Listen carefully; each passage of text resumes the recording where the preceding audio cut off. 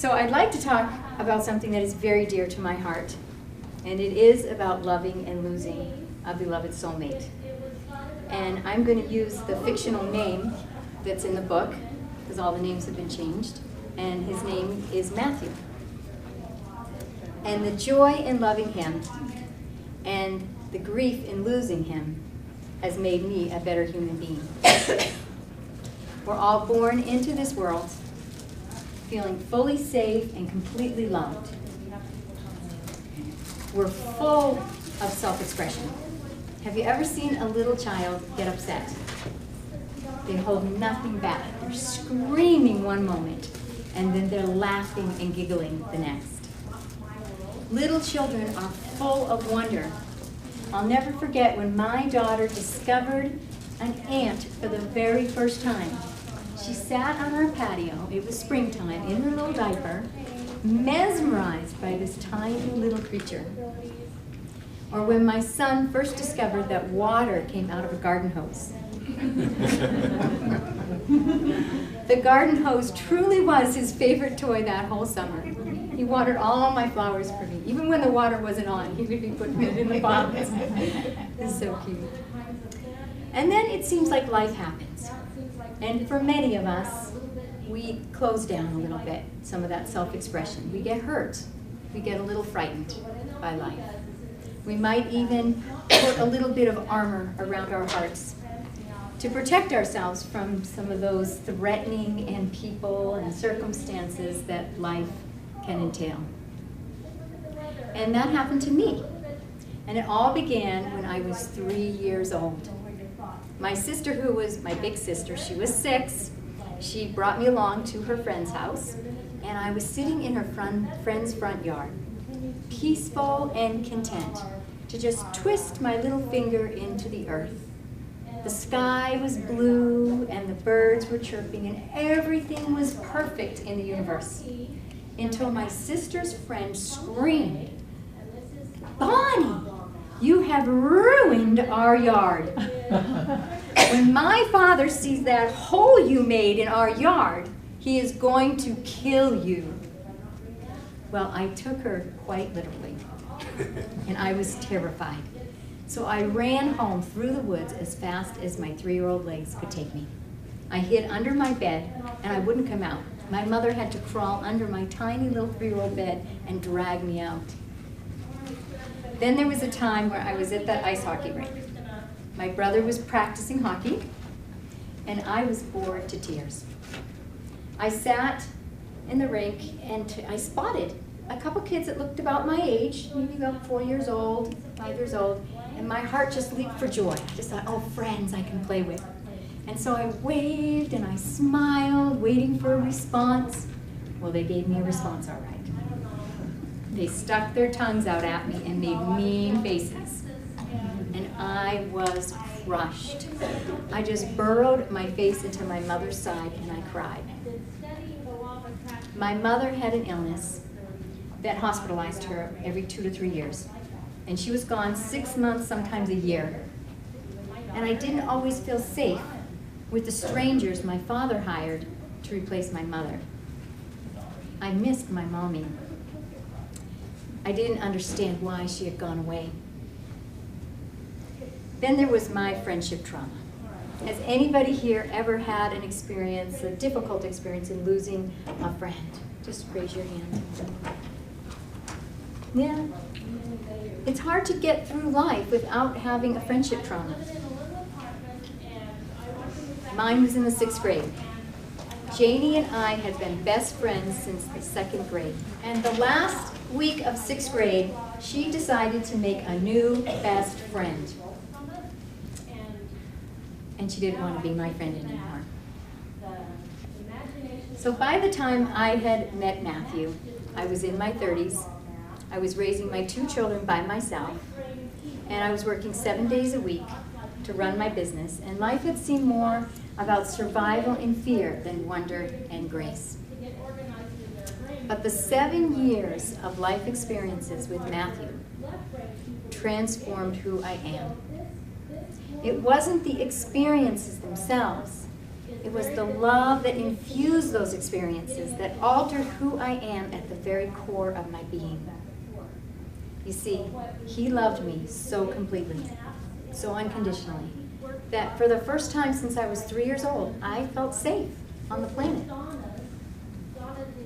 His love helped me heal ancient wounds I didn't even know I had. His wonderful male protector provider energy allowed me to more fully embrace my feminine side. His love was a safe haven. I could be myself. He loved and accepted me exactly as I am, flaws, faults, weaknesses included. His love was the fertile ground that allowed me to bloom into the woman I am today. And I am still blooming. There's still so much I have to learn, so much I have to discover. Matthew was not an ordinary man. His mind was creative and ingenious, and it was just working overtime all the time. I spent a lot of time at his house, and he was always redecorating or reorganizing something. And it really did seem every 2 weeks, all the pictures on all the walls were rearranged, completely rearranged. He was always looking for a better way to do things, creative ways to make a difference. He lived outside the box. He took every class I taught. One particular class, I had instructed everybody to go outside and make a sand painting. A sand painting is a shamanic exercise where you make a circle in the ground and you put things from nature like sticks and stones inside that circle to represent things you want to manifest in your life. Well, he called me over to see his sand painting. It's the best, he said. Well, it was not exactly what I had instructed.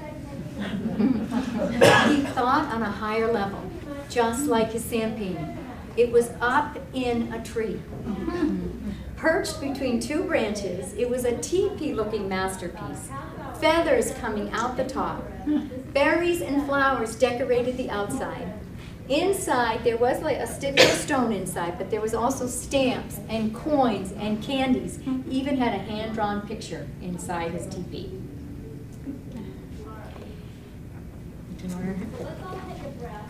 He was a true optimist. And he used to say, I only remember the good things in my life. I know I've had challenges, but I just can't remember them. He was always helping and always giving. And there's a story I'd like to tell you. I could tell you thousands of stories. But I was back east visiting my sister, and she reminded me of a really cute story that she told me. She was on the telephone with Matthew. And somewhere in the telephone, she had just briefly, off the cuff, mentioned that she was feeling a little down in the dumps.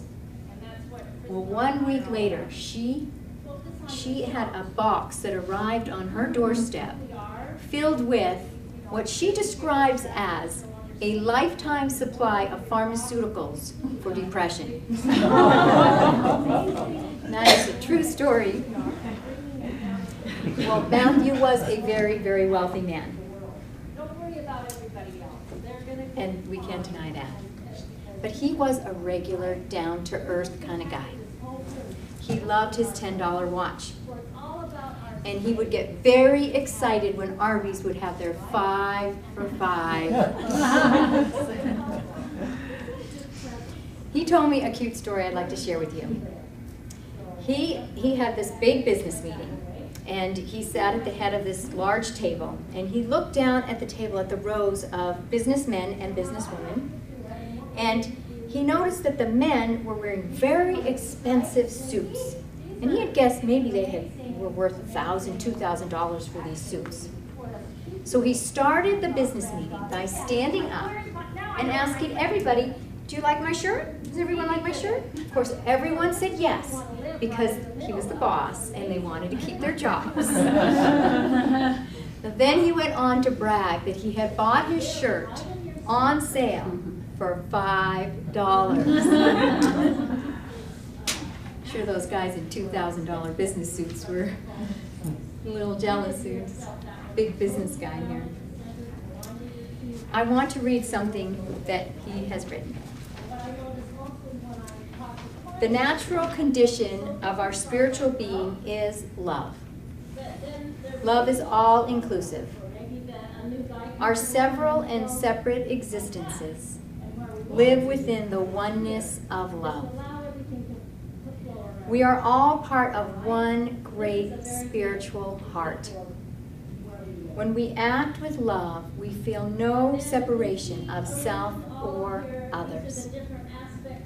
The dancer and the dance become one, effortlessly moving in perfect rhythm. All that exists in the moment of love is pure agency, true balance, and timeless freedom.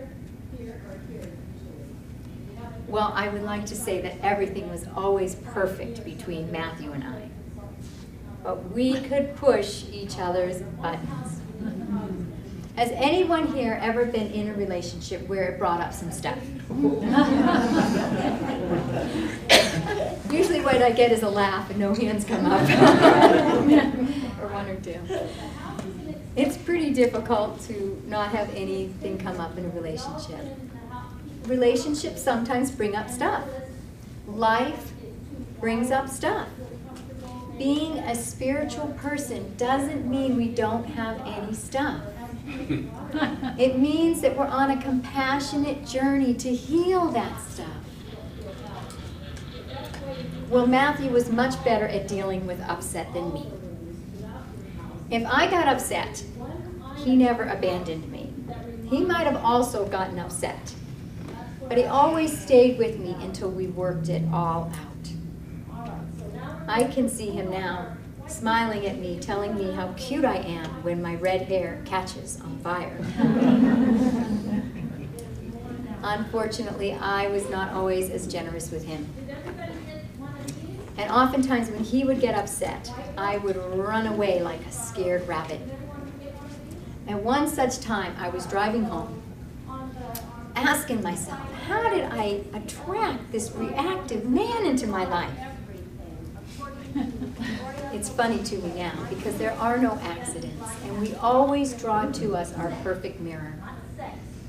But we don't always like what we see in the mirror. So I was driving home, blind to the projection that he was so kindly reflecting back to me, unaware that running off in a tizzy, withholding my love and shutting him out was actually a huge reaction. So I got home that day and I spoke to my daughter, and she reminded me of what I had been telling her and her brother their entire life. That those who seem the least lovable need the most love. And that people can only be either one of two things. Either loving or calling for love. I had completely forgotten to practice what I had been preaching my entire life, and with this man I was so in love with.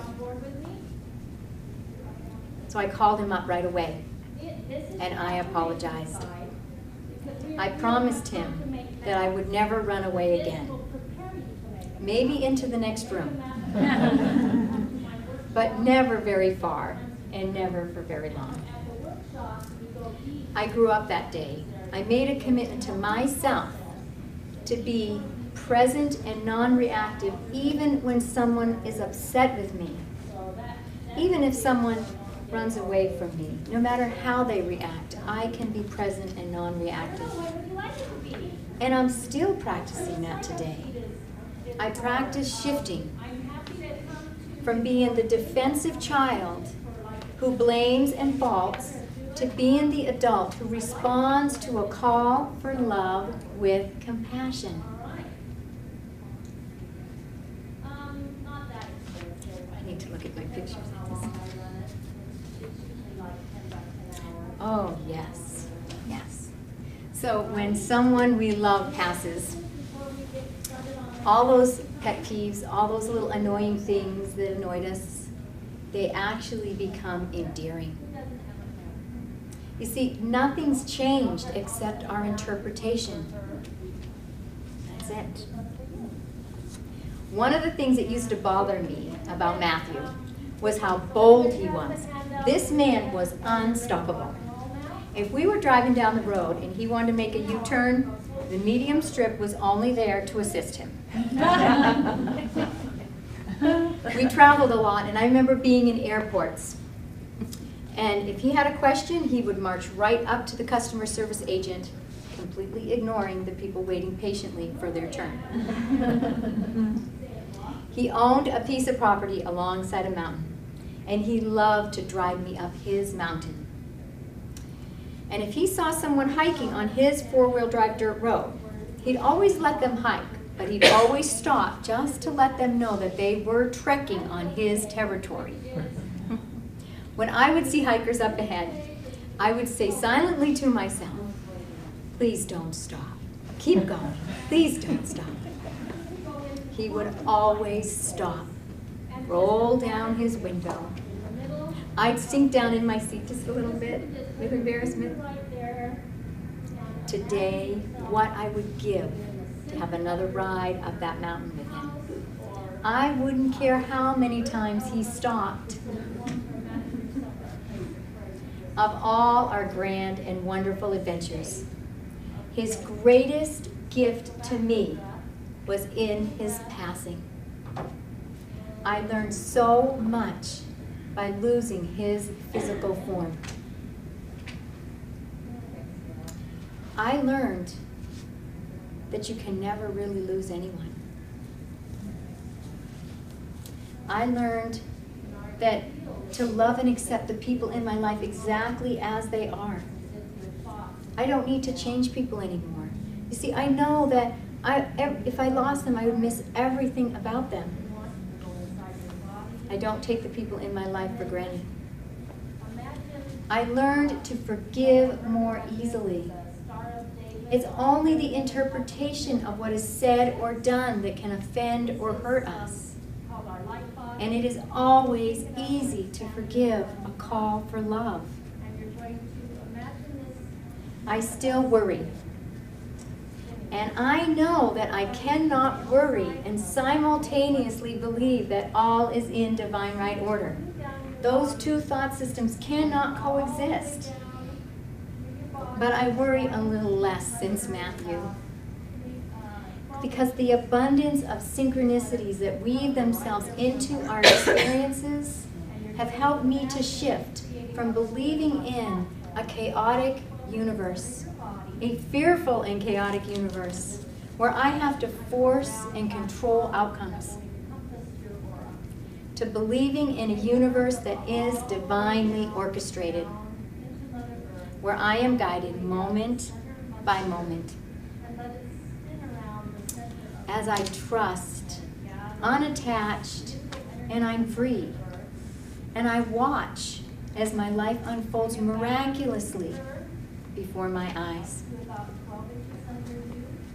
I've learned that you really cannot ever lose anyone, that the soul is eternal. I had learned that and read that way since I was young, thousands of times.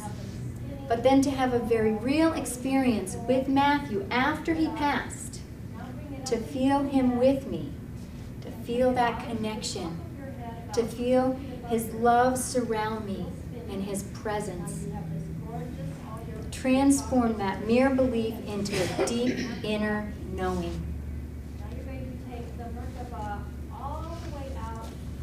Everything in this physical universe will someday be gone. And Jim has not gone.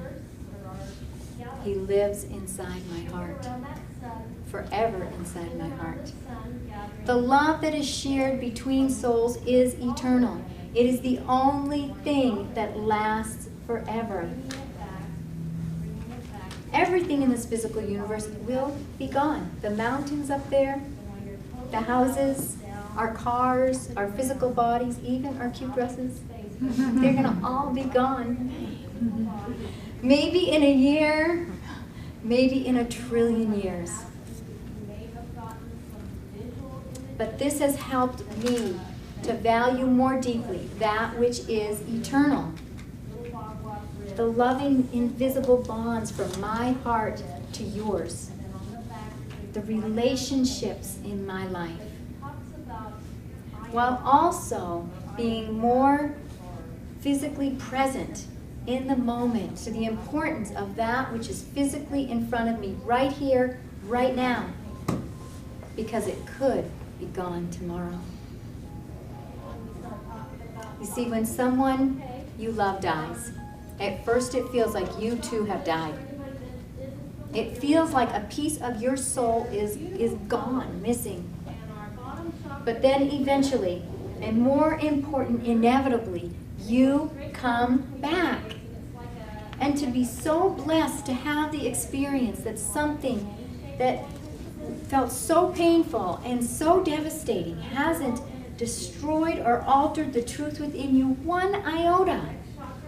It's like opening up the floodgates of your soul where you become alive and freer than ever before.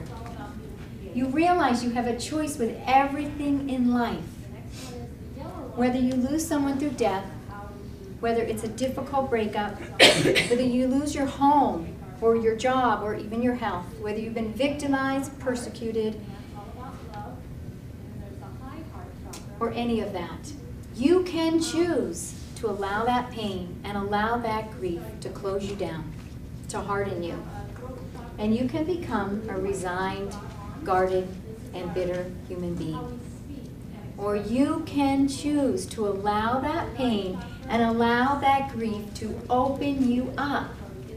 And you can become, to soften you. You can become a kinder, more sensitive, more forgiving and understanding, bold and compassionate, joyful and passionate human being. I have loved, and I have lost, and I have grieved, and I am still here, happier and more alive than ever before. And maybe after all, life does have a perfect design. And all those experiences from when we were little that hurt us and closed us down, that made us feel unloved, insecure, afraid, victimized, can deepen and enrich who we are. Maybe those experiences can help us to come around full circle. And we can become again like little children. As our wide open hearts, fully self-expressed, dance and play upon this planet in a state of wonder and grace. Yet now, as wise, compassionate, loving, empowered, authentic adults. Matthew taught me the greatest lesson of all, that my happiness and my security didn't come from him. Our happiness and our security dwell within each and every one of us. They are ever present, and it is an infinite supply. And nothing in this temporary physical world can diminish or change that holy, pure, infinitely powerful essence that we are. Nothing can threaten the all-loving, permanent, divine magnificence that you truly and eternally are. Thank you.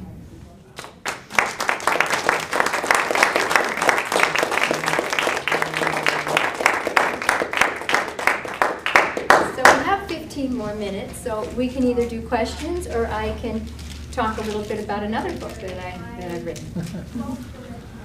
Start with questions? Yes, please. Mm-hmm. Did you teach Matthew to be empowered and introduce him to the thought process that he so beautifully wrote? Or was it the other way around? We both gave each other enormous gifts. So he was already on that path. He was he met you? He was on that path already. He was on the spiritual path. He also was associated with his religion. but he'd also dabbled in things like Course in Miracles and Science of Mind, and so he had that same thought system. I think taking a lot of my classes kind of opened that up a little more for him and deepened it, and a deepening and helped him kind of get out of his box that he was already kind of out of personally, but not in writing. So I recognize the Course in Miracles quote in what you said. And yes, there is a Course in Miracles. Yes. Love. Yes. Thank you. That's an excellent question. Is there any other questions? Oh, yeah. Any other questions? How long ago did he pass? He passed in, it was 5 years ago, so it was 08, January 08. So it's been. And you embraced that at the time, or you went through maybe a catharsis of processing that, or? It started like with any relationship. You go through a healing process. You go through a growth. You go through. So it started from the moment I met him, and then when he passed, that was a whole new growth, a whole new process. So it was like two big processes together of awakening. You know, because the dying inside, and then the awakening again, and coming back to life, and realizing that that was one of the greatest gifts he gave me, because when you before he passed, I was afraid to get really close to anybody. I didn't want to get hurt. I thought that actually too much pain would destroy me. I mean, probably from those experiences I told you about when I was little. You know, I wanted to protect myself. So there was some armor around my heart, and so that armor around my heart. And then to have fallen so deeply in love, you automatically, the armor comes off. You can't help it. That does happen. And you're vulnerable again to getting hurt. And for me to get hurt so deeply and to be so vulnerable and to have that experience, and then to realize through the grief that it didn't kill me. It didn't destroy me. I'm still here. I mean, I really thought like that much grief would kill me. So I didn't. Now I know that I don't have to protect myself anymore. I think sometimes it's kind of a reaction, but I don't do it anymore. I can get closer to people. I can be vulnerable. That's a gift that his passing taught me, to be able to be vulnerable, to be able to get hurt, and it won't kill me. It won't destroy me. What I am is not destroyable. So that's a really, really good question. And there was something else in your question that I don't know if I addressed the whole thing. The process that actually you did. I asked when he passed, and then what you went through. You said it was this process of knowing that you didn't die after losing somebody you loved so deeply.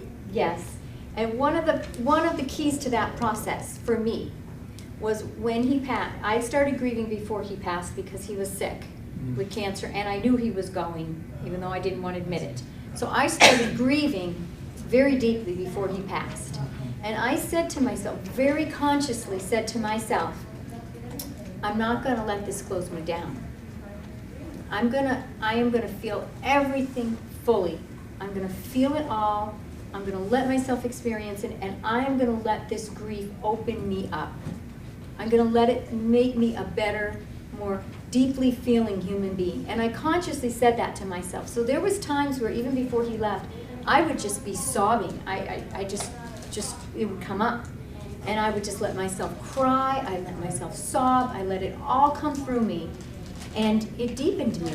And in those moments, because I didn't resist, sometimes that grief, the sobbing, was actually joyful. It was actually kind of blissful. Because I didn't hold anything back. It's the resistance. When you're resisting those emotions, that it becomes painful. And because I didn't resist anything, and I just said, bring it on. So when it would come up, I'd lie on the floor and I'd sob. I'd be in bed and sob. I'd pull over on the side of the road and sob. And I just let it all come up. I didn't let anything go, and I consciously knew. I mean, we see people when they're older. You see old people, and you see there are people, older people that are way open.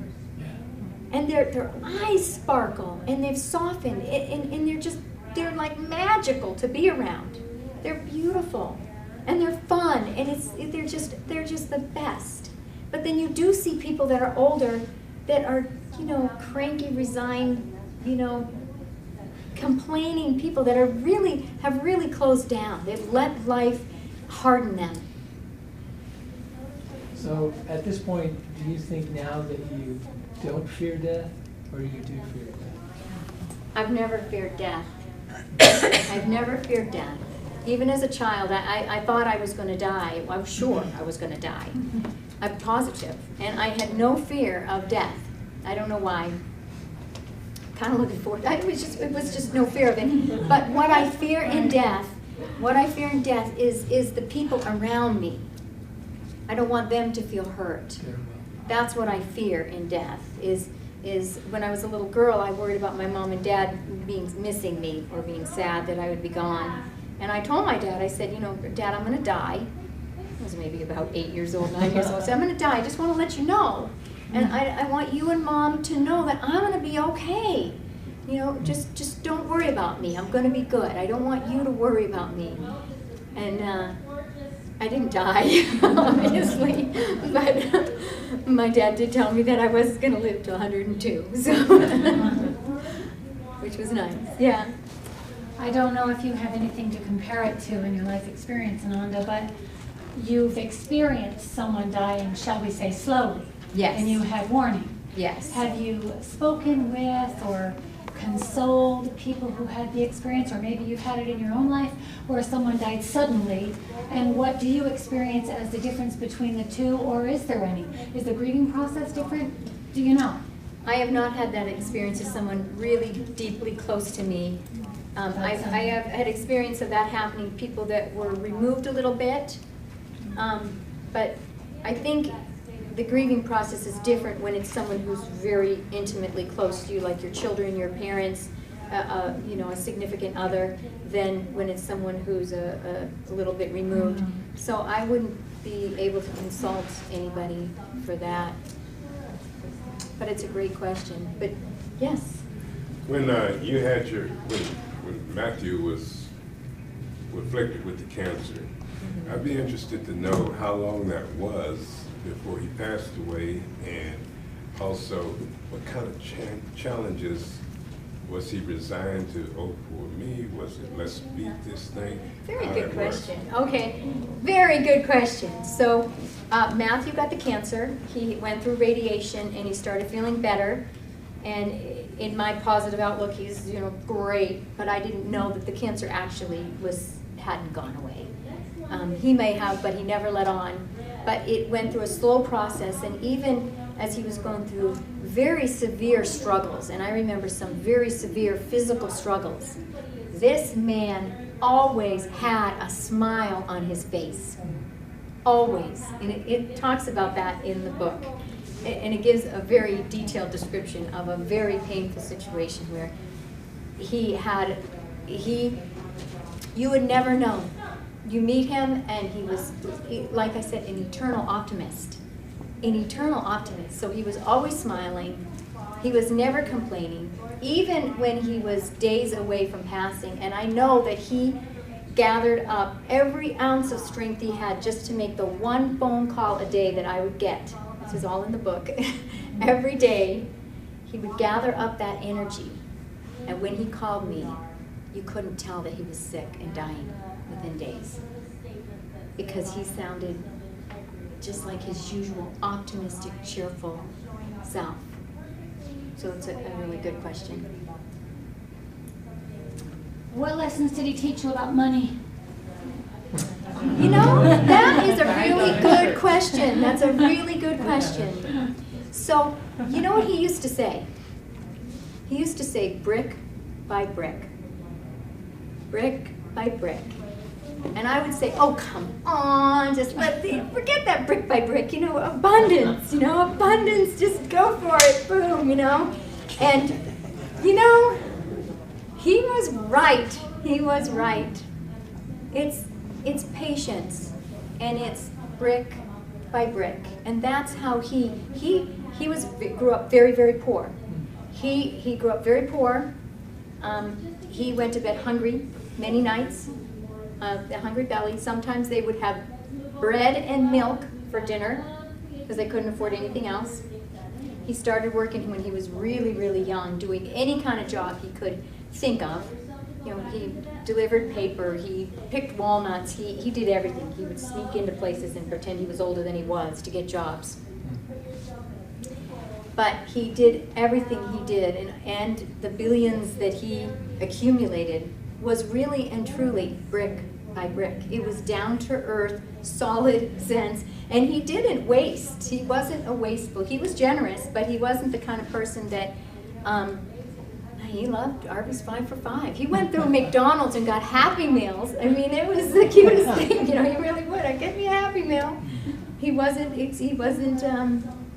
didn't waste. He didn't spend things that he didn't need to. And he used to work, and he used this too. There was so many cute stories, like he had a mission, and everyone was going to be flying or busing home. Well, he purchased a car for a very little amount. He got 4 people to drive home with him to give him more money than what the car cost him. They all drove home, the car was paid for, plus a little extra, then he still had a car. Yeah. He was not stupid, you know, he was smart. So he used those things. When he started working, he instead of taking the plane and the hotel, all that stuff, he used to take a bus and buy a pillow. Or, you know, so he actually taught me to be more common sense. The ideas that he had about money that eventually brought to him the billions, were those ideas that were, shall we say, line upon line, precept upon precept? Were they one little brick and then the next little brick and the next little brick and had a cumulative effect, or did he have one big strike ever along the way? It was all little, you know. All little things. Well, it was just, it all accumulated and accumulated, and he learned lessons. Like, he had made an investment and he had not kept it there. And it had grown. So then he had the opportunity to make another investment, and he actually kept it there, and it really grew. So he learned from past experiences, and he used his mind. Yeah. What brought you two together, and how did you meet, and for how long ago? That's all in the book. I can't give away too much, or no one's going to buy a book. Every little detail of how we met is in the book. Every little detail. But the bottom line is, our souls brought us together. And when you have a soul connection with someone, nothing can keep you apart. You see, we were very unlikely match. We grew up on opposite ends of he was in California, I was in Massachusetts. Our ages were different. Our culture, our religion, everything, you wouldn't think in a million years the two of us would have met, or ever been in a relationship, for that matter. But it's chemistry and it's meant to be, it's all right. Yeah, I mean, it's the synchronicity. It's back to the synchronicity. Is it a chaotic and accidental, you know, haphazard universe? Or is this a divinely orchestrated universe where if you're meant to find someone, if you're meant to have an experience for someone for however long that is, if you have a soul connection, what brings you together? It's the soul connection. It's the magnetics of the invisible bonds that bring you together. That soul connection. So that's the underlying, but the juicy details are in the book. Yeah. And we wouldn't have time to go through all the details. I'll bet it's a cute story. It's an endearing story. It's very endearing. Yeah. Any other questions? These have been wonderful, great questions. Someone had their hand up somewhere. Yeah? What's your favorite part of the story? That is a really good question. My favorite part of the story, I haven't even thought about that. Let me think for a minute. I'm one of those like slow thinkers, like in a couple hours I'll think of the most profound thing that I could have really thought. But, you know, right off the, Go cup. ahead and answer other questions. But, no, let me think for a minute. Okay, one of my favorite stories in the story was his birthday. And on his birthday, we asked him some questions, and my kids and I videotaped him. It was a significant birthday. And one of his questions just blew me away. And that was a really cool experience. But I think, the moment I met him, when, I never in a million years would have thought that I would have a relationship with him. And the profoundness of the mind and the heart, and how the mind can tell you one thing, but then the heart and the soul connection can tell you another thing. And over time and getting to know somebody and feeling that love, that really, truly, what always rules everything is your heart. And that the heart will overrule everything. It will win over the mind. And I talk about that a little in the book. So I think that's probably the best, but I can't think of one exact incident. It's all very good. It's all really, really good. So Good answer. yeah. Let's give Bonnie a big hand.